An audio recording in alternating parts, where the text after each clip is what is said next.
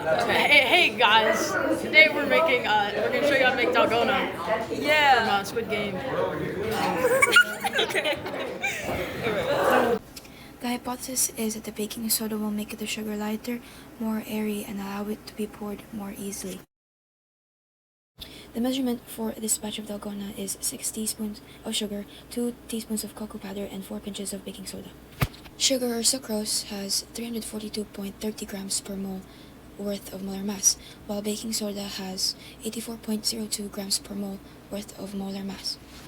This experiment resulted in stiffer Dalgona. This is due to adding the cocoa powder first before the baking soda. As a result, the baking soda did not react in the desired way with the sugar and did not produce air or carbon dioxide. Heat also contributed to the thickness of the candy. The sugar's caramelization was overdone and was already a dark brown color when the cocoa powder was added. Try number 4 to add the sugar. This way.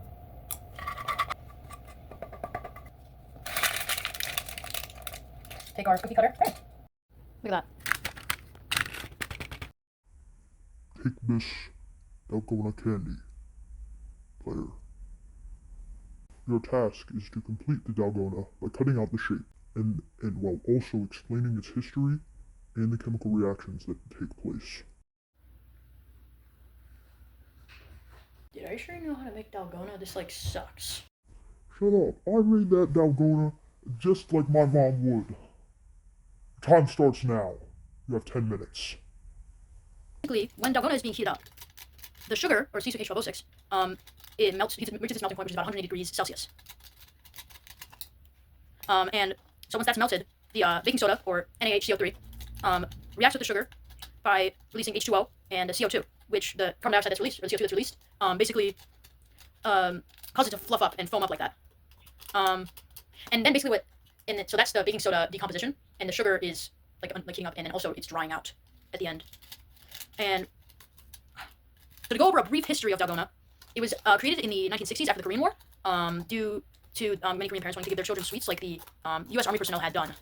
And since they couldn't really afford expensive candies, they had to improvise and basically invented Dalgona by just using what they kind of had. And it quickly became a popular street snack, and it would be sold outside of schools, giving students a way to take on the challenge. Wait, no. Please, you don't understand. Hi guys, today we're going to be making Dalgona from Squid Game. So first I put the heat on medium and I let that heat up. Then I put the sugar inside the pan. I actually didn't have all the ingredients. I didn't have baking soda. The types of bonds in sucrose are covalent. It holds the fructose and glucose, which will eventually decompose when heat is added. When sugar is heated, it experiences caramelization. The molecules break down and react with the different atoms along with oxygen. It forms a new compound, like caramel as we know. Then instead of parchment paper, I poured it into a plate and I made my little circle with a baby bottle top. It's the closest thing I could find to like a circle. And that's how it came out. It actually was pretty much of a success than I thought it would be. So then I just took the sugar off with a spatula. And I didn't have a needle, so I actually used the tip of scissors, but I traced it and I was doing good and I actually got it. That's the remains. And when I tried it, it tasted like caramel.